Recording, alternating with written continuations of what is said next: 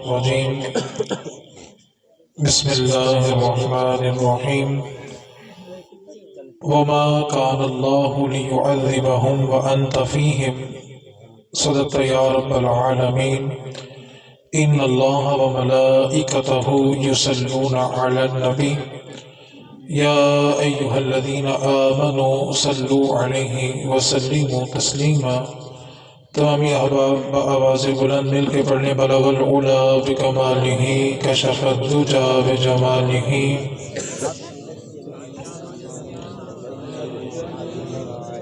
بلغ العلا بکمالہ کشف الدجا بجمالہ حسنت جمیع خصالہ. سب نظارے حضور آپ کے ہیں، سب نظارے حضور آپ کے ہیں، یہ چاند تارے حضور آپ کے ہیں. یہ چاند کیوں کر نہ دو ٹکڑے ہوتا، یہ چاند کیوں کر نہ دو ٹکڑے ہوتا جب اشارے حضور آپ کے ہیں. سیدہ و علی حسن و حسین، سیدہ و علی حسن و حسین، پھول سارے کے سارے حضور آپ کے ہیں. اب کیوں کر غلاموں کو خوف ہو، اب کیوں کر غلاموں کو خوف ہو جب سہارے حضور آپ کے ہیں. حسرت دید میں ہر آنکھ کو نم دیکھا ہے، حسرت دید میں ہر آنکھ کو نم دیکھا ہے، میں نے ان کو تو نہیں ان کا کرم دیکھا ہے. ان سے نسبت ہے جنہیں وہ بڑے آرام سے ہیں، ان سے نسبت ہے جنہیں وہ بڑے آرام سے ہیں، میں نے ان کے غلاموں پہ ان کا کرم دیکھا ہے. لکھاں لوگ آئے زمانے تے، محبوب خدا جیا کوئی بھی نہیں. لکھاں لوگ آئے زمانے تے، محبوب خدا جیا کوئی نہیں. لکھاں سونے بن بن بیندے، او دی خاکے پا جیا بھی کوئی نہیں. اللہ رب العزت جل جلالہ و اعظم شانہ و اتم برہانہ کا بے پناہ فضل و کرم، اس کا احسان، اس کی توفیق خاص کہ اس نے ہم سبھی کو بار دیگر دین سمجھنے کی توفیق عطا فرمائی. اللہ تعالی ہم سبھی کا مل بیٹھنا اپنی بلند اور پاک بارگاہ میں قبول و منظور فرمائے، اور منتظمین کو اللہ تعالیٰ اس بزم کا اجر عظیم عطا فرمائے، اور ہم جو دین سیکھیں اس پر عمل کی توفیق عطا فرمائے. گفتگو کے آغاز سے پہلے میں ایک چھوٹی سی گزارش کرنا چاہتا ہوں. اس کی ریپیٹ بند کر دیں، سیٹی بند کریں، بیس اور والیوم کھولنے. صرف آپ اپنی اپنی جگہ پہ تسلی کے ساتھ بیٹھیں، کوئی بندہ بھی پیسے دینے کے لیے آگے نہ آئے. آپ بیٹھ کے صرف نبی پاک کا دین سن لیں اور سمجھ لیں، میرے لیے اتنا ہی کافی ہے. پکی بات ہو گئی. آپ نے اپنی جگہ چھوڑ کے آگے نہیں آنا، جہاں بیٹھے بس وہیں بیٹھ کے میرے نبی پاک کا دین سنیں. آپ دین سمجھ لیں گے، سن لیں گے، تو میں سمجھوں گا کہ میرے آنے کا مقصد پورا ہو گیا ہے. آپ نے تسلی سے بیٹھ کے صرف دین کو سمجھنا ہے. ہم سنی ہیں، ڈنکے کی چوٹ پہ سنی ہے الحمدللہ، لیکن ہمارا نقصان بلا کیا ہے؟ ہم جاتے ہیں لیکن سمجھتے نہیں ہیں. ٹھیک ہے، آپ نے بیٹھ کر صرف بات کو سمجھنا ہے. ہم جب قرآن مجید کو پڑھتے ہیں، ایک قوم نے جب اللہ تعالیٰ کی نافرمانی کی تو اللہ نے اس پر عذاب یہ بھیجا کہ اللہ نے پوری زمین کو الٹ دیا، پوری کی پوری بستی کو تباہ کر دیا. پھر دوسری قوم کا قرآن پاک میں تذکرہ ہے، جب اس نے اللہ تعالیٰ کی نافرمانی کی تو اللہ تعالیٰ نے ان پر آسمان سے پتھروں کی بارش کی اور پوری کی پوری بستی کو تباہ کر دیا. قرآن مجید میں تیسری قوم کا تذکرہ ہے، جب اس نے اللہ تعالیٰ کی نافرمانی کی تو اس قوم پر طوفان نوح آیا. نوح علیہ السلام کے زمانے میں جو طوفان آیا تھا وہ طوفان اتنا سخت تھا کہ جو انسان اور جانور کشتی میں سوار ہو گئے تھے صرف وہی بچے تھے. آج جو خانہ کعبہ ہم دیکھتے ہیں، طوفان نوح کے وقت اس کعبے کو بھی آسمان کی طرف اٹھا لیا گیا تھا. یہ طوفان نوح کے بعد دوبارہ ابراہیم اور اسماعیل علیہ السلام نے تعمیر کیا ہے اس کو. تیسری قوم نے جب اللہ تعالیٰ کی نافرمانی کی تو اللہ تعالیٰ نے اس قوم کی شکلوں کو بندر کی شکلوں میں تبدیل کر دیا، اتنا سخت عذاب آیا۔ پانچویں قوم نے جب اللہ تعالیٰ کی نافرمانی کی تو ان پر تیز ہواؤں کے طوفان آئے، اور قرآن مجید کی تفسیر کے الفاظ یہ ہیں کہ ہوائیں اتنی تیز تھی کہ ان بندوں کی لاشیں ان کے گھروں سے اڑتی تھی اور سمندر کی تہہ میں جا کے گرتی تھی۔ چھٹی قوم نے جب اللہ تعالیٰ کی بارگاہ میں نافرمانی کی تو ان پر تیز آندھیوں کے، تیز ہواؤں کے، شکلیں بدلنے کے عذاب آئے۔ سوال یہ پیدا ہوتا ہے، گزشتہ امتوں نے ایک ایک گناہ کیا تو اللہ تعالیٰ نے پوری کی پوری بستیوں کو تباہ کر دیا، کسی کی شکل بدل دی، کسی کے اوپر آسمان سے پتھر برسے، کسی پر طوفان نوح آیا، کسی پر تیز آندھیوں کے طوفان آئے۔ سوال یہ پیدا ہوتا ہے کہ اس امت کے اندر کوئی ایسا گناہ نہیں ہے جو پچھلی امت نے کیا ہو اور اس امت نے نہ کیا ہو۔ سارے کے سارے گناہ ہمارے دامن میں موجود ہیں، بلکہ یہ قوم، یہ امت تو ان سے بھی 2 ہاتھ آگے بڑھی، اور اس قوم کے اندر قبروں سے مردے نکال کے ان کے ساتھ بھی زنا کیا گیا۔ یہ قوم تو اس سے بھی آگے بڑھی، اور اس قوم کے اندر زینب جیسی معصوم بچیاں بھی نہیں بچی، اور یہ قوم تو اس سے بھی آگے بڑھی کہ ہسپتالوں کی چھتوں سے انسانوں کی لاشیں ملتی رہی۔ سوال یہ پیدا ہوتا ہے، پچھلی امتوں نے ایک ایک گناہ کیا تھا، اللہ نے پوری کی پوری بستیوں کو تباہ و برباد کر دیا، آج ان کے نشان بھی نہیں ملتے، تو پھر سوال تو بنتا ہے، ہم نے سب کچھ کیا، ہم پر آسمان سے پتھر کیوں نہیں برسے؟ ہم نے سب کچھ کیا، ہماری شکلیں کیوں نہیں بدلی گئی؟ ہم نے سب کچھ کیا، ہم پر تیز آندھیوں کے طوفان کیوں نہیں آئے؟ ہم نے سب کچھ کیا، ہم پر طوفان نوح کیوں نہیں آیا؟ تو وجہ صرف ایک ہے کہ اگر ہم سب کچھ کرنے کے بعد بچ گئے ہیں نا، تو بچنے کی صرف ایک وجہ ہے کہ حضور آ گئے ہیں۔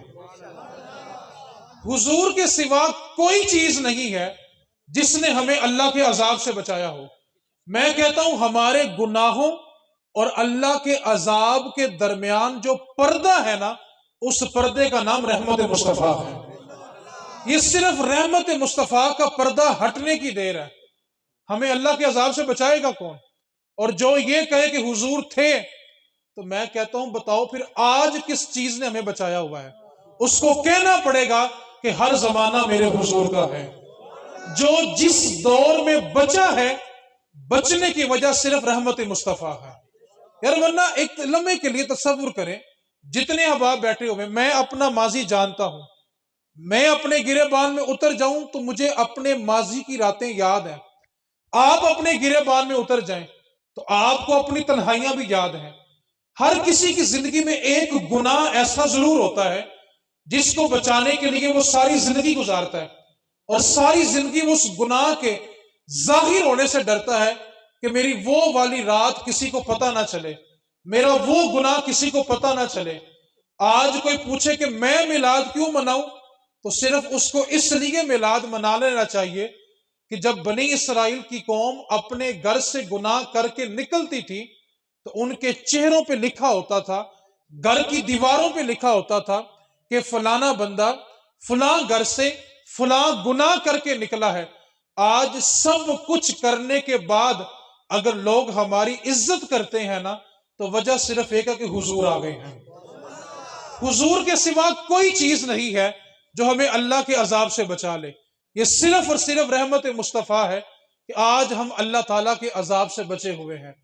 آج باپ اگر یہ سوچتا ہے کہ میں میلاد کیوں مناؤں، تو وہ سوچے جب حضور جلوہ گر نہیں ہوئے تھے، سگی اولاد سگے باپ کو جب باپ بوڑھا ہو جاتا تھا تو چھڑیوں کے ساتھ مارتی تھی اور اس کے گھر سے اس کو نکال دیتی تھی۔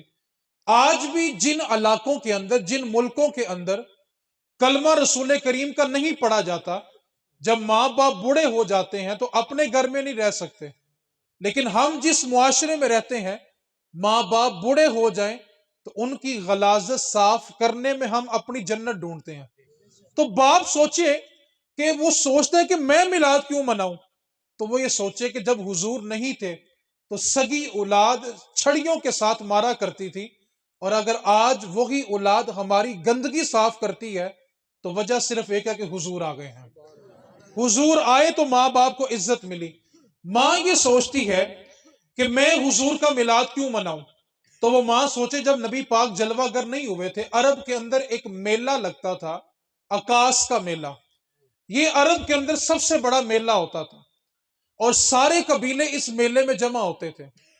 اس میلے کے اندر 3 سگے بیٹوں نے اپنی ماں کے گلے میں رسی ڈالی، ماں کو گھسیٹ کر عکاس کے میلے میں لائے، اور سرے بازار بولی لگا کے سگی ماں کو بیچ دیا۔ اور ماں کو بیچنے کے بعد جو قیمت ملی وہ تینوں بیٹوں نے آپس میں برابر برابر تقسیم کر لی۔ یہ وہ دور تھا جب حضور جلوہ گر نہیں ہوئے تھے، تو سگی ماں سرے بازار نیلام ہو کر بک جایا کرتی تھی۔ پھر میرے حضور نے آ کر اس ماں کو اتنی عزت بخشی جو سرے بازار بک جایا کرتی تھی۔ میرے حضور نے آ کر 7 آسمانوں کے اوپر سدرۃ المنتہا کے پاس جو جنت تھی نا، میرے مصطفیٰ نے وہ جنت کھینچ کے ماں کے قدموں کے نیچے رکھ دی ہے۔ اب بھی وہ ماں سوچے گی کہ میں میلاد کیوں مناؤں؟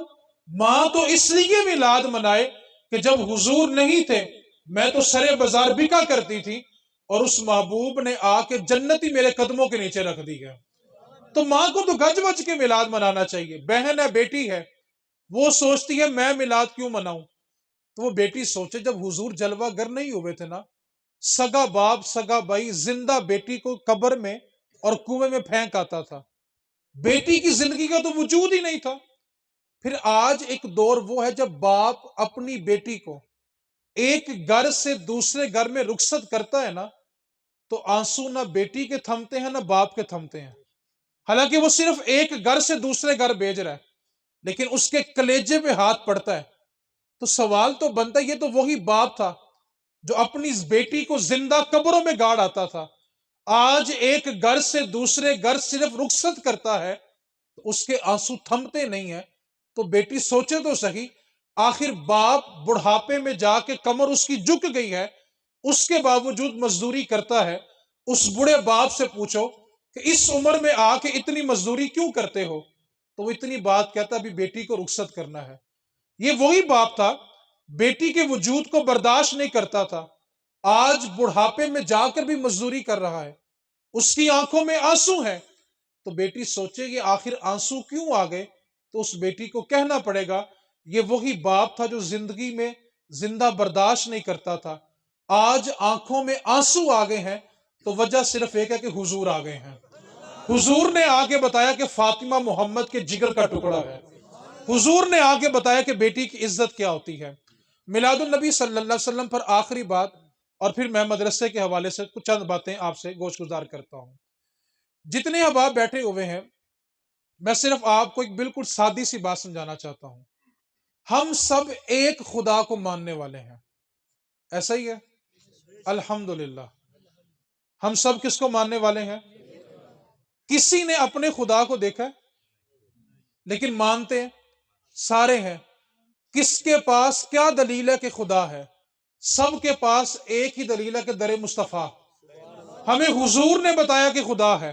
یار جو آگ کو پوجتے ہیں وہ آگ کو دیکھتے ہیں تو پوجتے ہیں، ستاروں کو پوجنے والے تاروں کو دیکھتے ہیں، سورج کو پوجنے والے سورج کو دیکھتے ہیں، بتوں کی پوجا کرنے والے بتوں کو دیکھتے ہیں، گائے کی پوجا کرنے والے گائے کو دیکھتے ہیں، لیکن ہم نے تو اپنا خدا دیکھا ہی نہیں ہے۔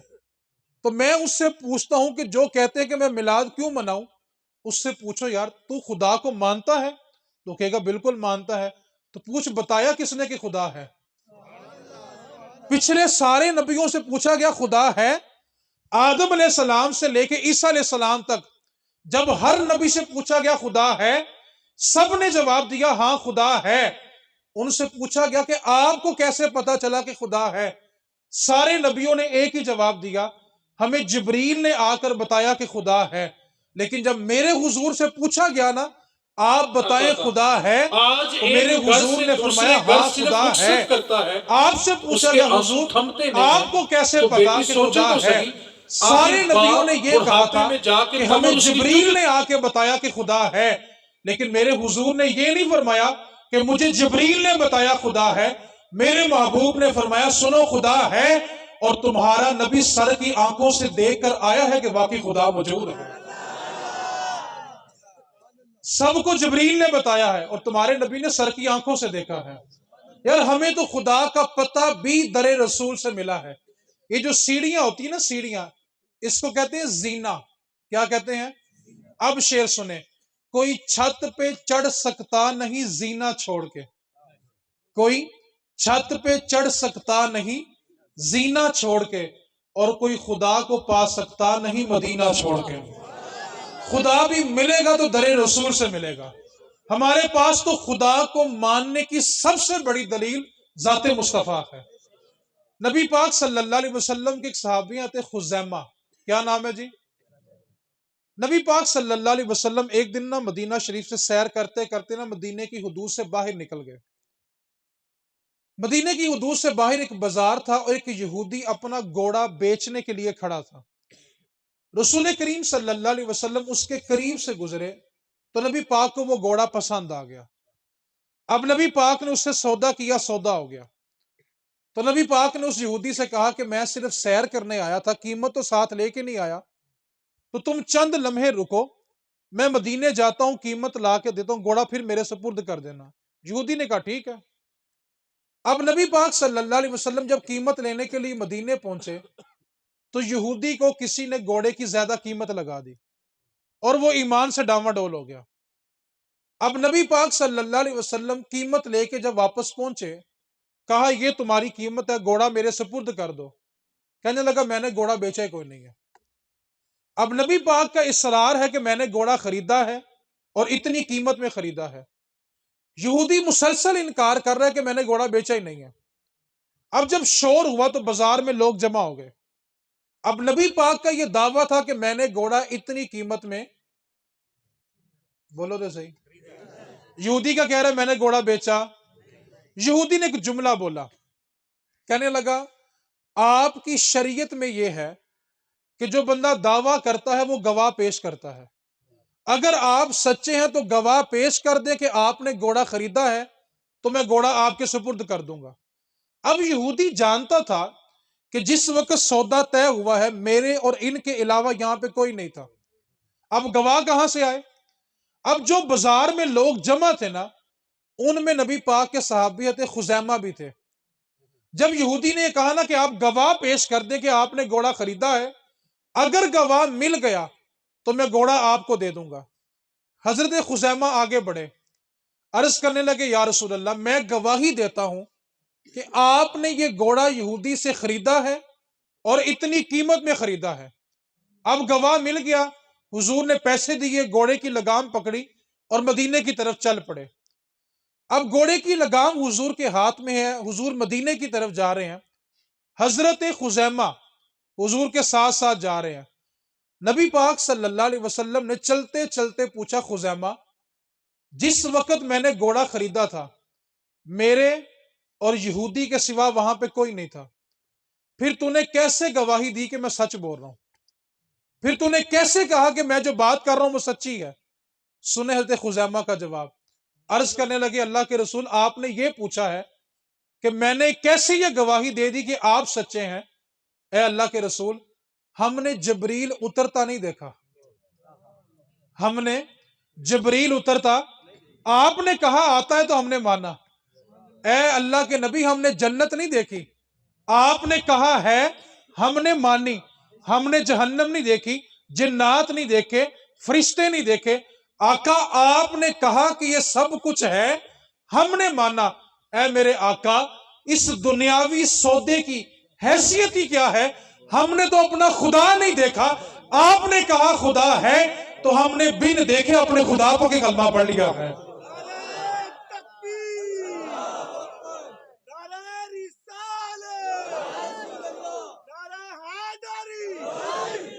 ہم نے تو اپنا خدا بھی بن دیکھے آپ کے کہنے پہ مانا ہے. اس بات کو اہل سنت ہونے کے ناطے عقیدہ مضبوط کر لیں. نبی پاک کی آمد کی خوشی کرنے کے لیے میلاد میں آنا فرض نہیں ہے. کیا کہا میں نے جی؟ جلوس میں جانا بھی فرض نہیں ہے لیکن خوش ہونا فرض ہے. بات سمجھ آئی کہ نہیں آئی؟ ایک بندہ میلاد نہیں کرواتا، کوئی اعتراض نہیں، جلوس میں نہیں آتا، کوئی بات نہیں، وہ کم از کم خوش تو ہونا کہ میرا نبی آ گیا ہے۔ وہ اپنی چار دیواری میں بیٹھ کے چہرے پہ مسکراہٹ تو لانا کہ میرا نبی آ گیا ہے۔ میں کہتا ہوں ایک لمحے کے لیے اگر آپ نے یہ جملہ سمجھ لیا تو میلاد مصطفیٰ کا موضوع مکمل ہو گیا، اور آپ کو جملہ سمجھ آ گیا تو گفتگو سمجھ آ گئی۔ آپ مجھے بتائیں، ایک لمحے کے لیے صرف سوچیں، اللہ نہ کرے ہماری نسلوں میں بھی ایسا ہو، اگر ہم مسلمان نہ ہوتے تو کسی گائے کا پیشاب پی رہے ہوتے، آگ کے آگے ماتھا ٹیک رہے ہوتے، بتوں کے آگے ماتھا ٹیک رہے ہوتے۔ اگر ہم مسلمان ہیں تو کس وجہ سے کہ ہمارے نبی آ گئے ہیں۔ اور کم از کم کلمہ پڑھنے کا تو احسان مان لو نا یار، نجدیوں کلمہ پڑھانے کا بھی احسان گیا، اور کم از کم کلمہ پڑھنے کا احسان مانو کہ آج اگر ہم مسلمان ہیں، ایک خدا کے آگے ماتھا ٹیکتے ہیں، تو وجہ صرف یہ ہے کہ حضور آ گئے ہیں۔ آپ کو اختلاف ہوگا 9 کو ہے، 12 کو ہے، 17 کو ہے، یار سال میں کوئی ایک دن تو تھا نا جب وہ آئے تھے، اسی دن گھر میں بیٹھ کے خوش ہو جا کہ میرے نبی آ گئے ہیں۔ تو میلاد میں آنا فرض، جلوس میں جانا فرض، لیکن خوش ہونا فرض ہے کیونکہ ہمارے مصطفیٰ آ گئے ہیں۔ تو ہم نے خدا کو بھی کس لیے مانا؟ در مصطفیٰ سے۔ علامہ اقبال کے زمانے میں حضور ایک بندہ تھا، اس بندے کا نا اعتراض یہ تھا کہ خدا ہے تو نظر کیوں نہیں آتا۔ اگر آپ اس بات پہ توجہ کریں تو آپ کا عقیدہ بڑا مضبوط ہوگا، کیونکہ جو بتوں کو پوجتے ہیں نا وہ اپنا معبود، اپنا خدا دیکھتے ہیں پھر پوجتے ہیں۔ آگ کو پوجنے والے آگ کو دیکھتے ہیں پھر پوجتے ہیں، گائے کو پوجنے والے گائے کو، چاند کو پوجنے والے سورج کو پوجنے والے، یعنی جو جس کی عبادت کرتا ہے اس کو دیکھتا ہے تو عبادت کرتا ہے۔ ہم نے دیکھا ہے؟ نہیں دیکھا۔ علامہ اقبال کے زمانے میں نا بندہ تھا، اس کا اعتراض یہ تھا کہ خدا ہے تو نظر کیوں نہیں آتا۔ اس نے جگہ جگہ جانا لوگوں کو، مسلمانوں کو تنگ کرنا، جا کہتا خدا ہے، مسلمانوں نے کہا ہاں ہے، کہتا نظر کیوں نہیں آتا۔ ایک دن وہ سیال کوٹ کی نا گلی سے گزر تھا، علامہ اقبال کے محلے سے گزر رہا تھا، رستے میں ایک مسلمان ملا، کہنے لگا مسلم ہے، کیونکہ اس وقت پاکستان ہندوستان اکٹھا تھا، کہنے لگا مسلم ہے، اس نے کہا ہاں مسلمان ہوں، کہنے لگا خدا ہے، اس نے کہا ہاں ہے، کہتا نظر کیوں نہیں آتا۔ بندہ بڑا سیانا تھا، اس نے کہا یا یہ گلی باہر نکل، بالکل سامنے نا اقبال کا گھر ہے۔ کس کا گھر ہے؟ اقبال سے جا کے پوچھ خدا ہے تو نظر کیوں نہیں آتا۔ اب اقبال بھی تو اقبال تھا نا۔ علامہ اقبال اپنی کلاس میں نا اکثر لیٹ جایا کرتے تھے، تو ایک دن استاد نے کہا اقبال تم دیر سے آتے ہو، اقبال کہنے لگا استاد جی اقبال دیر سے ہی آتا ہے۔ اقبال جو ہے وہ، علامہ اقبال ایک عاشق رسول کا نام ہے۔ علامہ اقبال کا عشق رسول سے موضوع کسی اور طرف چلا جائے گا، صرف ایک مثال دینا چاہتا ہوں۔ علامہ اقبال سے کسی نے پوچھا کہ کوہ طور جہاں موسیٰ اللہ سے ہم کلام ہوتے تھے وہ افضل ہے یا حجرہ رسول افضل ہے؟ علامہ اقبال کا جواب سنیں، جلال میں آگے فرمایا کوہ طور کو میرے نبی کے حجرے سے نسبت ہی کیا ہے۔ میرے نبی کے حجرے میں جو جھاڑو دیا جاتا ہے نا، اس سے جو گرد اڑتا ہے، کوہ طور تو اس مٹی کا مقابلہ نہیں کر سکتا۔ کیوں؟ وہاں کلیم اللہ ہے اور یہاں حبیب اللہ ہے۔ کلیم اللہ وہ ہوتا ہے جو اللہ کی بارگاہ میں عرض کرتا ہے رب اشرح لی صدری، اے اللہ میرا سینہ کھول دے، اور حبیب وہ ہوتا ہے جس کو رب خود کہتا ہے الم نشرح لک صدرک، سونیا ہم نے تیرا سینہ پہلے ہی کھول دیا ہوا ہے۔ ارے کلیم وہ ہوتا ہے جس کو 40 راتیں کوہ طور پہ جا کے چلا کاٹنا پڑتا ہے، اور 40 راتوں کے بعد اللہ تعالیٰ کی ذاتی نہیں صفاتی تجلی، اور صفاتی تجلی کا کروڑواں حصہ نازل ہوتا ہے۔ تو موسیٰ علیہ السلام بے ہوش ہو کے زمین پر تشریف لے آتے ہیں، اور جب موسیٰ علیہ السلام ہوش میں آتے ہیں تو اللہ کی صفاتی تجلی کا کروڑواں حصہ دیکھا تھا۔ تو نظر کا کمال یہ تھا کہ موسیٰ علیہ السلام کالی رات میں کالے پتھر پہ 27 میل دور جو چونٹی رینگا کرتی تھی، موسیٰ علیہ السلام نے اللہ کی صفاتی تجلی کا کروڑواں حصہ دیکھا۔ نظر کا کمال یہ تھا کہ 27 میل دور کالی رات میں کالے پتھر پہ جو چونٹی رینگا کرتی تھی، موسیٰ اس کو بھی دیکھا کرتے تھے۔ یار یہ وہ کلیم اللہ ہیں جنہوں نے اللہ کی ذات کا نہیں صفات کی تجلی کا کروڑواں حصہ دیکھا تو نظر کا کمال یہ ہے کہ 27 میل دور کالی رات بھی ہے، کالا پتھر بھی ہے، چونٹی رینگے تو دیکھ سکتے ہیں۔ سوچو اس مصطفیٰ کی نظر کا کمال کیا ہوگا جو سامنے بیٹھ کے اپنے رب کی ذات کو دیکھ کر آیا ہوگا۔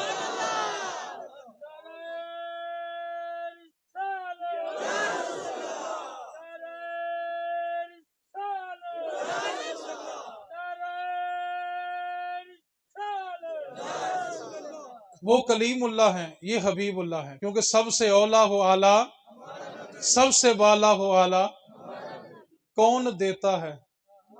آئے ہائے، کون دینے کو منہ چاہیے، دینے والا ہے سچا، ملک کونین میں انبیاء تاجدار اور تاجداروں کا آقا۔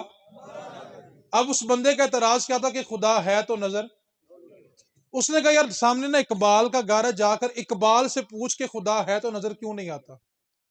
اس نے آ کے نا دستک دی، صبح صبح کا وقت تھا، علامہ اقبال نے نا اپنے گھر کے صحن میں پھول لگائے ہوئے تھے، کیاری بنائی ہوئی تھی، اور علامہ اقبال پھولوں کو پانی لگا رہے تھے۔ علامہ اقبال کا جو خادم ہے اس کا نام تھا اسلم۔ دستک ہوئی، اسلم نے دروازہ کھولا، بندے نے کہا جی میں نے اقبال سے ملنا ہے۔ بندے کا سوال کیا تھا؟ خدا ہے تو نظر؟ بولو بڑا مزہ آنا جائے۔ کیا اعتراض تھا؟ خدا ہے تو نظر کیوں نہیں آتا؟ اس نے کہا یار میں نے اقبال سے ملنا ہے۔ اسلم نے آ کے پیغام دیا اقبال باہر کو بندہ ہے آپ سے ملنا چاہتا ہے، فرمایا بلا لو اس کو۔ اب علامہ اقبال پھولوں کو نا پانی لگا رہے تھے، اپنی کیاری میں پانی لگا رہے تھے۔ بندہ انٹر ہوا، علامہ اقبال نے یوں نظر بھر کے اس کو دیکھا، اپنی کیاری میں سے ایک گلاب توڑا، گلاب توڑا تو آنے والے مہمان کو تحفہ دیا۔ سوال کیا تھا؟ اس نے نا پھول سونگا، کہنے لگا اقبال خوشبو بڑی کمال ہے۔ اقبال کہتا نظر نہیں آتی، کہنے لگا خوشبو بڑی کمال ہے۔ اقبال نے کہا نظر نہیں آتی۔ وہ سمجھ گیا کہ میرا اعتراض غلط تھا، رب ہے لیکن نظر، درد ہوتا ہے لیکن نظر، گرمی سردی لگتی ہے لیکن نظر، خوشبو بدبو آتی ہے لیکن نظر، اسی طرح خدا ہے لیکن نظر آتا۔ ہمیں کس نے بتایا کہ خدا ہے؟ در مصطفیٰ نے بتایا۔ تو اس واسطے ہمارے پاس رب کو ماننے کی سب سے بڑی دلیل کیا ہے؟ در مصطفیٰ۔ آخری چند باتیں ہیں مدرسے کے حوالے سے۔ آپ جتنے لوگ بیٹھے ہوئے ہیں زمیندار لوگ ہیں، اللہ تعالیٰ آپ کو وسعتیں اور برکتیں دے۔ باتیں کچھ ہیں تلخ، توجہ سے سننی ہے۔ ہم اپنی اولاد کو نہ سب کچھ دے رہے ہیں، اپنی حیثیت، اپنی طاقت، اپنی اوقات، اپنی ہمت سے بڑھ کر اپنی اولاد کو دیتے ہیں۔ جو چیز اپنے پاس نہیں نہ ہوتی ہم اولاد کو وہ بھی دیتے ہیں، نہیں دیتے تو صرف نبی کا دین نہیں دیتے، اس کے سوا ہم اولاد کو سب کچھ دے رہے ہیں۔ باپ جب اپنی بیٹی کو رخصت کرتا ہے نا تو قرآن کا سایہ کرتا ہے، اور قرآن کے سائے میں بیٹی کو رخصت کرتا ہے۔ آپ کسی بھی عقل مند بندے سے پوچھو بھی قرآن کا سایہ کیوں کیا، تو ایک ہی جواب ملے گا کہ قرآن کی برکت ہوگی تو زندگی میں سکون ہوگا۔ سوچو تو صحیح یار، جو قرآن سر کے اوپر ہے اس کی اتنی برکتیں ہیں، اور اگر وہی قرآن سینے کے اندر ہو تو کتنی برکتیں ہوں گی یار۔ ہم نسلوں کو سایہ دے رہے ہیں، تعلیم نہیں دے رہے۔ اب جو میں بات کرنے لگا ہوں نا اس پہ اگر آپ نے توجہ کر لی تو میری گفتگو آپ کو سمجھ آ گئی۔ باپ ہے، اس نے کروڑوں کی زمین چھوڑی اپنی اولاد کے لیے، لاکھوں روپے کا گھر بنا کے چھوڑا، لاکھوں کی گاڑی بھی چھوڑی۔ جب وہ باپ دنیا سے جاتا ہے نا، جو کروڑ پتی تھا، اس کی میت جب گھر کے صحن میں پڑی ہوتی ہے نا، جوان 4-5 بچے ہوتے ہیں، باپ کے سرانے کھڑے ہوتے ہیں، اور وہ کسی کو ٹیلی فون کرتے ہیں کہ آ کر ابو کو غسل دے دو۔ یقین کریں اس سے بڑا غریب باپ مرا ہی نہیں ہے۔ آپ کی کروڑوں کی زمین آپ کے کیا کام آئی؟ آپ کی اولاد نے تو آپ کو مرنے کے بعد ہاتھ بھی نہیں لگایا۔ جس اولاد پر آپ کو مان ہے نا، اور بھائی جس صابن سے ماں باپ کو غسل دیا جاتا ہے نا، یہ بچے وہ صابن اپنے گھر میں نہیں رکھتے، ماں باپ کے اترے ہوئے کپڑے اپنے گھر میں نہیں رکھتے، کفن کا جو کپڑا بچ جائے وہ اپنے گھر میں نہیں رکھتے۔ ہم کس گمان میں کہ یہ اولاد ہمارے کام آئے گی؟ اس سے بڑا غریب باپ مرا ہی نہیں ہے جس کے مرنے کے بعد اس کے بچے اس کو ہاتھ نہ لگائے. ماں نے بیٹیوں کا جہیز بناتے بناتے بڑھاپا لے آئی ہے، وہی بیٹیاں صرف چوڑیاں کانٹے بالیاں اتارنے کے آگے آتی ہیں، ماں کو نہلانے کے لیے آگے نہیں آتی. سوچو اس کروڑ پتی بندے نے کیا کمایا ہے جس کو غسل بھی غیروں نے دیا ہو. جس اولاد کے لیے آپ کروڑوں روپیہ چھوڑ کے جا رہے ہیں نا، وہ اولاد 1000 روپیہ اجرت دے کے نا باپ کو غسل دلواتی ہے. ایک لمحے کے لیے سوچو، ہم اہل سنت والے ہیں، ہم نے اپنے مرنے والوں کے ساتھ جو سب سے بڑا ظلم کیا ہے نا، ہم نے اپنے مرنے والوں کو چند دیگوں میں بند کر دیا. ہم سمجھتے ہیں برسی آئے گی، چیلم آئے گا، چند دیگیں پکائیں گے تو مرنے والوں کا حق ادا ہو جائے گا. اس سے بڑا ظلم مدرسوں میں جا کے پڑھے ہوئے قرآن لے کے آتے ہیں. میرا باپ ہے، وہ ساری زندگی مزدوری میرے لیے کرے، اپنے مالکوں سے گندی گالیاں میرے لیے سنے، اور جب میرے باپ کو پڑھے ہوئے قرآن کی حاجت ہو، میں جا کے لوگوں کے ترلے کروں تم قرآن پڑھو. میں اپنے ماں باپ کے لیے قرآن کیوں نہیں پڑھتا؟ برسی آئے، ساری اولاد بیٹھتی ہے، کیا پکانا ہے، کس کو بلانا ہے، چیلم کہاں کروانا ہے، برسی کہاں کروانی ہے. کیا کسی اولاد نے کبھی بیٹھ کر یہ سوچے کہ چلو ساری اولاد بیٹھ کے باپ کے لیے ماں کے لیے قرآن کا ایک سپارہ ہی پڑھ لیں؟ آپ بتائیں، آپ 10 دیگیں پکا لیں اور دوسرے پلڑے میں قرآن کا ایک رکوع سگی اولاد پڑھے، بتاؤ ماں باپ کو ٹھنڈ کہاں سے پڑنی ہے یار؟ ہم اپنے مرنے والوں کے ساتھ ظلم کر رہے ہیں، اور جو ظلم ہم اپنے بڑوں کے ساتھ کر رہے ہیں نا، کل کو وہی نسلیں ہمارے ساتھ بھی کریں گی. اگر نسلوں کو دین نہ دیا تو اس بات کو پلے باندھنے مرنا بڑا مشکل ہو جائے گا. نسلوں کو دین دے دیں، دین نہیں دیں گے تو غسل کے لیے بھی ترسیں گے. مرنے کے بعد نا اولاد جگڑتی ہے، وراثت کے پیچھے جھگڑا ہونا چاہیے اولاد کا. کس بات پر؟ ایک بیٹا کے جنازہ میں پڑھانا ہے، دوسرا کبھی نہیں میں پڑھانا ہے، تیسرا کبھی نہیں میں پڑھانا ہے. سوچو مرنے کا مزہ آیا کہ نہیں آیا یار؟ آپ مجھے بات بتائیں، مرنے والے کا بیٹا اگر زمیندار ہو تو زیادہ لوگ جنازے میں کون آئیں گے؟ جگیردار ہو تو ٹھیک ہے، ڈاکٹر ہو تو، پولیس میں ہو تو. سوچو مرنے والے کا بیٹا اگر عالم دین ہو تو جہاں تک نگاہ اٹھاؤ گے تمہیں علماء نظر آئیں گے. ہم نسلوں کو سبھی کچھ دے رہے ہیں. میں جو بات آپ سے کرنا چاہتا ہوں اس پہ آپ نے توجہ کرنی ہے. ہم نے نا اپنی اولاد کو صرف رسم و رواج دیے، دین نہیں دیا. نقصان بھلا کیا ہوا حضرت؟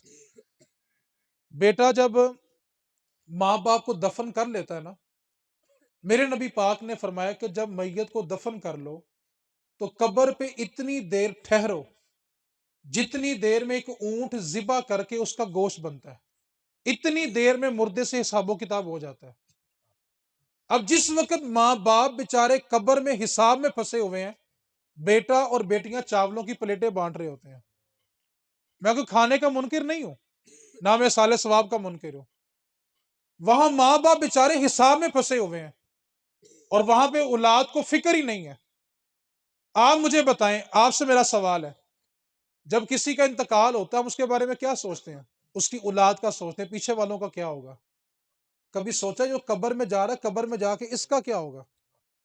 ہر بندہ بھلا کیا سوچتا ہے، میرے بعد میرے پیچھے والوں کا کیا ہوگا. کبھی سوچا تیرے بعد تیرا کیا ہوگا؟ ہم نے نسلوں کو رسم و رواج میں جوڑ دیا.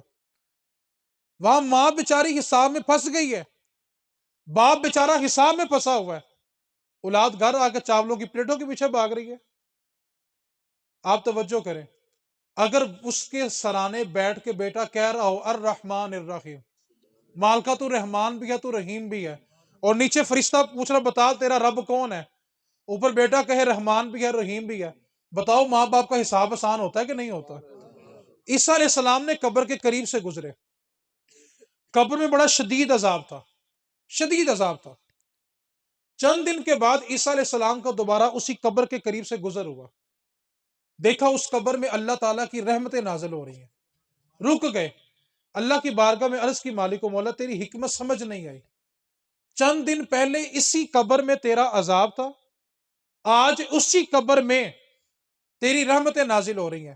مدرسے والوں کے لیے پیغام ہے، اللہ تعالیٰ نے جبریل امین کو حکم دیا، جبریل جاؤ میرے عیسیٰ کو بتاؤ اس قبر والے کا ماجرا کیا ہے۔ جبریل آئے، سلام عرض کیا، آ کے عرض کرنے لگے عیسیٰ روح اللہ، مرنے والا بڑا گناہ گار تھا، اس کے گناہوں کی وجہ سے اس کی قبر میں عذاب تھا۔ فرمایا جبریل پھر یہ اچانک رب کی رحمتیں کیسے آ گئی؟ جبریل عرض کرنے لگے عیسیٰ روح اللہ، جب یہ دنیا سے آیا تھا نا، اس کی بیوی کی گود میں اس کا بچہ تھا، اور یہ کہہ کر آیا تھا کہ جب یہ بولنے کے قابل ہو تو اس کو اللہ کا کلام ضرور پڑھانا۔ آج اس کے بچے نے مکتب میں، مدرسے میں بیٹھ کے پڑھا ہے بسم اللہ الرحمن الرحیم، تو رب فرما رہا ہے عیسیٰ جس کا بچہ مجھے رحمان اور رحیم کہے، پھر رب کو حیا آتی ہے اس کے باپ کو قبر میں وہ عذاب دے گا۔ شرط پیچھے کہ رحمان اور رحیم کہنے والا تو ہو نا۔ ہم نے زندگی میں کیا کمایا؟ آپ سے میرا ایک سوال ہے، آپ کا بیٹا آپ کے جنازے میں ہچکیاں لے کے روئے، اس کے آنسو آپ کی بخشش کروا دیں گے؟ اگر آپ کا بیٹا آپ کے ہی جنازے میں خاموش کھڑا ہے، سوچو زندگی میں کمایا کیا ہے؟ ایک لمحے کے لیے تصور باندھو، جس اولاد کے لیے ساری زندگی مشقت کی ہے، کیا اولاد جنازہ پڑھنے کی بھی قابل ہے کہ نہیں ہے؟ زندگی میں ماں باپ کے ساتھ سب سے بڑا دھوکہ یہ ہوتا ہے کہ اس کی اولاد اس کے جنازے میں خاموش کھڑی رہے۔ اس سے بڑا دھوکہ ماں باپ کے ساتھ اور کوئی نہیں ہو سکتا۔ آپ نے زندگی گزار دی ہے، اور جس اولاد کے لیے گزاری ہے اس اولاد نے آپ کو دیا ہی کیا ہے؟ اگر چاہتے ہیں کہ مرنے کے بعد قبر میں سکون ملے تو اپنی نسلوں میں سے ایک بچے کو دین پہ لگا دو، خدا کی قسم وہ اگلے بھی بخشوائے گا، پچھلے بھی بخشوائے گا۔ میں آپ کو صرف آخری میری گفتگو حصہ بالکل آخر پہ آ گیا، آپ نے اس مثال کو سمجھ لینا تو آپ کو مدرسے کا مقصد سمجھ آ جائے گا۔ آپ جتنے لوگ بیٹھے ہوئے اپنے بڑوں کی برسی مناتے ہیں کہ نہیں؟ بولو تو صحیح یار، سارے مناتے ہیں۔ آپ سے ایک بات پر توجہ کرنی ہے، اصال ثواب جو ہوتا ہے نا، ہم جو کسی کو اصال ثواب کرتے ہیں اس کی دو قسمیں ہیں۔ اگر آپ نے آج اس مثال کو سمجھ لیا، زندگی بھر آپ کو اصال ثواب نہیں بھولے گا انشاءاللہ۔ ایک بندہ ہے، وہ ایک پلازا بناتا ہے یا دکان بناتا ہے، اس نے گاؤں میں ایک دکان بنا لی اور اس نے وہ کرائے پہ دے دی۔ جب تک دکان رہے گی اس کو منافع، بولے تو صحیح یار، پھر بولیں، جب تک چیز ہوگی تب تک اس کا منافع۔ اچھا کسی وجہ سے اس نے دکان کو بند کر دیا، گرا دیا، منافع آنا کیوں؟ بولا اب چیز باقی نہیں تو منافع بھی باقی، جب چیز ہوگی منافع، یہ اصول سمجھ آ گیا؟ اب یہی اصال ثواب ہے۔ ہم یہاں بیٹھ کر گفتگو کر رہے ہیں، آپ سن رہے ہیں، جب تک محفل جاری رہے گی جنہوں نے کروائی ان کے بڑوں کو ثواب ملتا رہے گا۔ جب محفل مکمل ہوگی ثواب ختم، کیونکہ ذکر باقی نہیں تو ثواب بھی۔ اسی طرح جو کھانا پکاتے ہیں اس کا ثواب مرنے والے کو پہنچتا ہے، لیکن بھلا کب تک؟ جب تک کھانے والے کو ہضم نہ ہو جائے۔ جب کھانے والے کو ہضم ہو گیا ثواب ختم، کیونکہ چیز کا وجود نہ ہو تو اس کا منافع بھی نہیں ہوتا۔ ہم جو اپنے بڑوں کے لیے اصال ثواب کرتے ہیں نا، محفل کرواتے ہیں، کھانا پکاتے ہیں، جب تک وہ چیز ہوتی ہے تب تک اس کا ثواب ہوتا ہے، جب چیز ختم ہوگی تو ثواب بھی۔ ایک اصال ثواب میں آپ کو بتاتا ہوں، وہ اصال ثواب کریں، پچھلوں کو بھی ثواب ملے گا، قیامت تک آنے والوں کو ثواب ملے گا۔ وہ اصال ثواب کیا ہے؟ آپ اپنی نسلوں میں سے ایک بچے کو دین پہ لگائیں۔ میرے نبی پاک نے فرمایا تب تک قیامت نہیں آئے گی جب تک میرا دین ایک ایک جھونپڑی میں داخل نہ ہو جائے۔ اچھا آپ نے کتنے عالم تیار کیے؟ بولے یار، ایک عالم نے آگے 10 عالم تیار کیے، 10 کا ثواب کس کو ملا؟ جس نے پہلا عالم، ٹھیک ہے، 10 نے آگے 100 عالم تیار کیے، 100 کا ثواب کس کو ملا؟ 100 بندوں نے آگے 1000 عالم تیار کیے، سب کا ثواب پلٹ کے اس پہلے بندے کو ملے گا جس نے پہلا عالم بنایا ہوگا۔ تو جو مدرسہ آپ بنانے جا رہے ہیں نا، اس میں جو عالم آپ تیار کریں گے نا، کیونکہ نبی پاک کا دین قیامت تک چلنا ہے، یہ نبی پاک کا دین قیامت تک ہے۔ جیسے میں یہاں پہ بات کر رہا ہوں تو یہ سارا ثواب کس کو جا رہا ہے؟ جس نے مجھے اس لائن میں، اس کا ثواب اس کو جس نے اس کو اس لائن میں لگایا، آگے جس کو میں نے پڑھا دیا ہے جب وہ بات کرے گا تو ثواب۔ اسی طرح آپ اپنی نسلوں میں ایک بچے کو دین پہ لگائیں۔ آپ مجھے بتائیں، خاندان میں اگر ایک ڈاکٹر ہو، سارا خاندان فائدہ اٹھاتا ہے؟ ایک اگر انجینئر ہو تو سوچو، خاندان میں اگر عالم دین ہو تو کوئی غسل کے لیے ترسے گا؟ جنازے کے لیے ترسے گا؟ اس واسطے اگر آپ اپنا مرنا آسان کرنا چاہتے ہیں نا، تو اپنی نسلوں کو دین دے دیں، ورنہ خدا کی قسم اس جملے کو میرا یاد رکھنا، اگر دین نہیں نہ دو گے تو غسل کے لیے بھی ترسو گے۔ اور ایک بات پلے باندھ لو، نہلانے والا سگا بیٹا ہوگا نا، اللہ نہ کرے باپ میں کوئی عیب بھی نکل آیا نا، ساری زندگی کسی کو بتائے گا نہیں کہ میرا باپ ایسا تھا۔ اپنا بتاتا نہیں اور غیر کبھی چھپاتا نہیں۔ غیر جگہ جگہ جا کے بتائے گا کہ مرنے والے کی شکل بگڑ گئی تھی، اس کی میت وزنی ہو گئی تھی، اس سے بدبو آ رہی تھی۔ سگا بیٹا کبھی کسی کو نہیں بتائے گا کہ میرا باپ ایسا تھا۔ اس واسطے میرے نبی پاک صلی اللہ علیہ وسلم نے فرمایا، جس نے اپنے بیٹے کو صرف ناظرہ قرآن پڑھایا، کیا پڑھایا؟ جب بچہ ناظرہ قرآن مکمل کرتا ہے، اللہ اس کے والد کے سارے گناہ ہی معاف فرما دیتا ہے۔ ٹھیک ہے؟ تو آپ کے علاقے میں جہاں پہ آپ بیٹھے ہوئے ہیں، قبلہ شاہ صاحب نے زمین کو غالباً وقف کر دیا ہے، ٹھیک ہے، مدرسے کے لیے، مدرسہ بن رہا ہے۔ آپ نے اور کچھ کرنا ہے یا نہیں کرنا؟ آپ نے یہ وعدہ کرنا ہے کہ ہم اپنا ایک ایک بچہ نبی پاک کے دین کو ضرور دیں گے۔ میں اس کی مثال دیتا ہوں۔ آپ قبرستان میں داخل ہو، توجہ سے مثال سمجھنی ہے، دین کیا ہے۔ قبرستان میں ہزاروں قبریں ہوتی ہیں، لیکن گنبد کسی ایک پر ہوتا ہے، روشنی کسی، خوشبو کسی، حالانکہ باقی قبروں میں بھی انسان ہے، کلمہ گو ہیں، مسلمان ہیں، لیکن روشنی کسی۔ وجہ کیا ہے؟ آپ سے میں یہ پوچھوں کہ ہمارا جو پچھلا صدر مرا ہے، اس کی قبر کہاں ہے؟ کسی کو پتہ ہے؟ حالانکہ وقت کا صدر رہا ہے، وقت کا حاکم رہا ہے، لیکن میں آپ سے یہ پوچھوں، لاہور میں سب سے مشہور دربار کس کا ہے؟ کس کا ہے؟ قصور میں، پاک پتن میں، گزرے ہزاروں سال، سینکڑوں سال بیت گئے ہیں، لیکن سب کو پتا ہے کہ فلاں شہر میں کون ہے۔ کیوں پتا ہے؟ اس بات کو پلے باندھ لیں، نام صرف اس کا باقی رہے گا جو اپنی زندگی دین کے لیے یا وقف کر دے یا قربان کر دے، اس کے سوا نام زندہ نہیں رہتا۔ ورنہ 10 سال کے بعد سگا بیٹا باپ کی قبر کے نشان بھول جاتا ہے، باپ کی قبر میں نئی قبر بن جاتی ہے، اولاد کو پتہ ہی نہیں ہوتا۔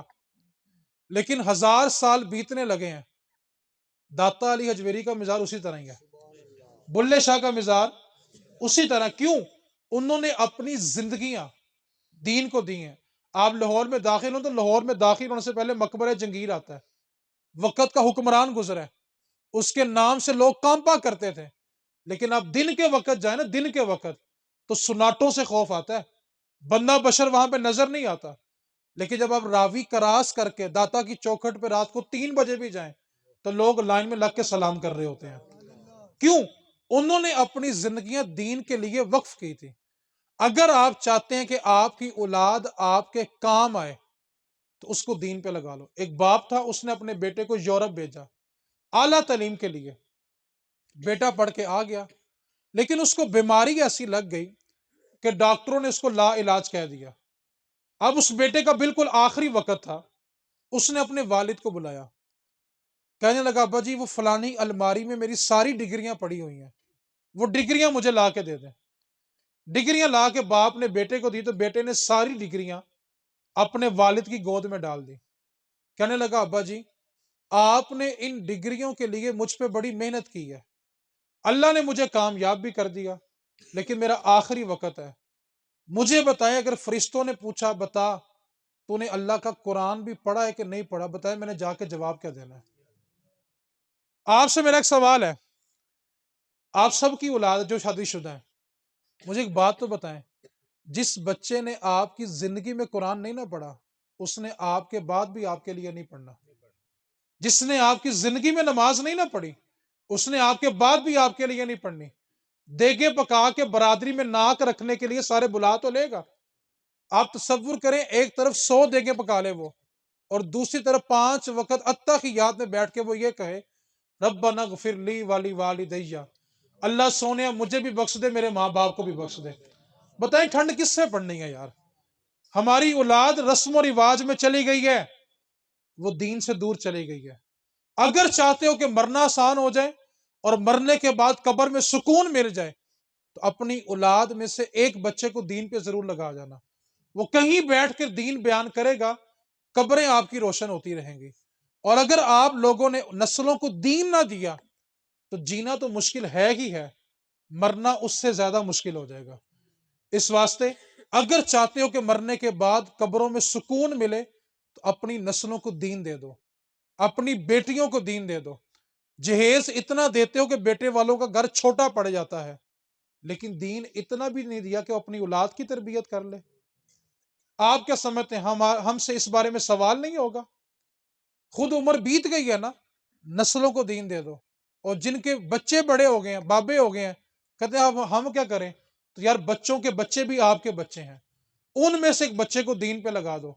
خدا کی قسم دنیا میں فخر سے سر اٹھا کے چلو گے میرا پوترا لگتا ہے، آپ فخر سے سر اٹھا کے چلو گے کہ میرا پتر بیان کردہ پہ ہے۔ آپ چاہتے ہیں کہ مرنا آسان ہو جائے تو اپنے بچوں کو دین دے دیں۔ مدرسہ بننے لگا ہے، آپ نے دعا کرنی ہے اللہ تعالیٰ نظر بد سے محفوظ رکھے، حاسدین کے حسد سے محفوظ رکھے۔ اللہ تعالیٰ نے ہمت دی ہے تو اللہ ان کو استقامت بھی عطا فرمائے۔ آپ نے تعاون بھی کرنا ہے دل و جان کے ساتھ۔ ایک بات کو پلے باندھ لیں، یہ سلیکشن، یہ چناؤ اللہ کی طرف سے ہے۔ مثال کے طور پہ یہ لائٹ یہاں پہ لگی ہوئی ہے، اللہ کا ذکر سن رہی ہے، کسی کلب میں سینمے میں لگ سکتی تھی۔ جو اینٹ مسجد میں لگ جاتی ہے وہ اینٹ کسی کلب میں بھی لگ سکتی تھی، لیکن اس کو اللہ نے چنا ہے۔ آپ اگر آئے ہیں تو آپ خود نہیں آئے، اللہ نے چنا ہے تو آپ آئے ہیں۔ اس واسطے اپنی نسلوں کو اتنا دین ضرور دے کے جانا کہ مرنے کے بعد غسل کے لیے نہ ترسو، ورنہ آپ کی ایک لمحے کے لیے سوچ لو بیٹھ کے کہ میں اتنی زمین چھوڑ کے جا رہا ہوں اور اگر میرے بیٹے نے مجھے ہاتھ بھی نہ لگایا تو میں نے زندگی میں کیا کمایا ہے؟ مجھ سے بڑا غریب کوئی نہیں مرا۔ اور آج دیکھنے میں یہی آتا ہے، بڑے بڑے نامور لوگ چلے گئے لیکن اولادیں ان کی گڑیاں موبائل لینے کے لیے تو آگے آتی ہیں، نہلانے کے لیے آگے نہیں آتی۔ کہتے ہیں یہ موبائل ہے ابو کی نشانی ہے میں رکھوں گا، یہ موٹر سائیکل ابو کی نشانی ہے میں رکھوں گا، گاڑی ابو کی نشانی ہے میں رکھوں گا۔ تو میں کہتا ہوں تیرے باپ کے بدن سے جو کپڑے اترے ہیں وہ تو نے غریب کو دے دیے، وہ تیرے باپ کی نشانی نہیں تھی؟ اس واسطے اس اولاد پر بھروسہ تب کرنا جب ان کو دین دیا ہوگا۔ دین دیں، انشاءاللہ آپ کا جینا بھی آسان ہوگا، مرنا بھی آسان ہوگا۔ دین دیا ہوگا تو بیٹے کو پتا ہوگا کہ میں نے اپنے سگے باپ کے آگے آگے نہیں چلنا۔ اولاد کے پتا ہوگا اولاد کو میں نے باپ کے بیٹھنے سے پہلے بیٹھنا بھی نہیں ہے۔ سیدہ زہرا پاک سلام اللہ علیہا، آپ کے بڑے بیٹے امام حسن پاک رضی اللہ تعالیٰ عنہ ساری زندگی ہوش سنبھالنے کے بعد سیدہ پاک کے ساتھ بیٹھ کر کھانا نہیں کھایا۔ ایک دن سیدہ پاک نے پوچھ لیا بیٹا حسن میری خواہش ہے کہ آپ میرے ساتھ بیٹھ کر کھانا کھاؤ، لیکن آپ میرے ساتھ بیٹھ کر کھانا کیوں نہیں کھاتے؟ تو عرض کرنے لگے ماں جی آپ کے ساتھ بیٹھ کر کھانا اس لیے نہیں کھاتا، ایسا نہ ہو روٹی کے کسی حصے پر آپ کی نظر ہو اور اگر حسن نے وہ ٹکڑا توڑ لیا تو کہیں ماں کی بے ادبی نہ ہو جائے۔ جب دین دیا ہوگا نا پھر اولاد ادب کرے گی۔ آج ہر کوئی اپنا اپنا حق مانگتا ہے۔ شوہر کہتا بیوی کو میرے حقوق کا نہیں پتا، بیوی یہ کہتی شوہر کو میرے حقوق کا نہیں پتا، اولاد اپنے حقوق مانگ رہی ہے، ماں باپ اپنے حقوق مانگ رہے ہیں۔ آپ بتائیں سب کے حقوق بیان کس نے کیے ہیں؟ ایک ہستی مدینے والے رسول کی ہے۔ دین پڑھ لیں گے تو سب کو حق مل جائے گا، دین نہیں ہوگا تو کسی کو حق نہیں ملے گا۔ اگر چاہتے ہیں کہ مرنے کے بعد سکون ملے تو نسلوں کو دین دے دیں۔ تین باتیں میں نے آپ سے گوش گزار کی ہیں۔ نمبر ایک، ہم عذاب سے بچے ہیں تو وجہ کیا کہ حضور آ گئے ہیں، حضور آ گئے ہیں۔ نمبر دو، ہم نے رب کو پہچانا تو وجہ ذات مصطفیٰ ہے۔ اور نمبر تین میں نے آپ سے گوش گزار کی ہے، آپ نے ادارے سے تعاون بھی کرنا ہے جتنا آپ سے ہو سکے، ٹھیک ہے؟ اس کے بعد دوسری بات، آپ نے اپنی نسلوں میں سے ایک بچہ اللہ کے دین کے لیے ضرور دینا ہے۔ کچھ کاروبار ہم کہتے ہیں ایسے کریں کہ پرافٹ ساری زندگی ملے، یہ ایسی پرافٹ ہے جو مرنے کے بعد بھی بند نہیں ہوگے، اور اصل منافع مرنے کے بعد ہی شروع ہوگا۔ اس واسطے نسلوں کو دین دیں۔